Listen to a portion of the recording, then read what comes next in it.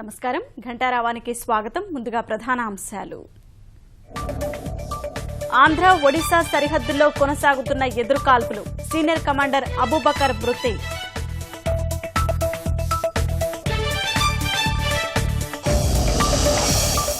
ఎదురుకాల్పుల్లో 23 మంది మావోయిస్టులు హతం.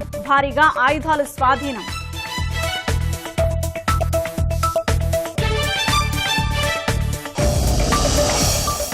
మణిపూర్ ముఖ్యమంత్రికి త్రుటిలో తప్పిన ప్రమాదం. హెలిప్యాడ్ వద్ద కాల్పులు.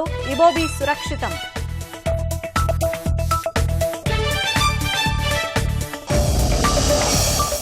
ముస్లిం మహిళలకు న్యాయం చేయడం అందరి బాధ్యత. తలాక్ అంశాన్ని రాజకీయం చేయొద్దని ప్రధాని పిలుపు.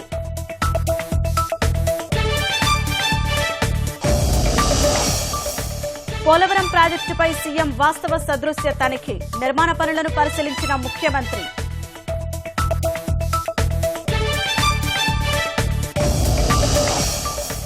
అవినీతి నిరోధక శాఖ వలలో 2 భారీ చేపలు. విస్తృత తనిఖీల్లో 6 కోట్లకు పైగా ఆస్తుల గుర్తింపు.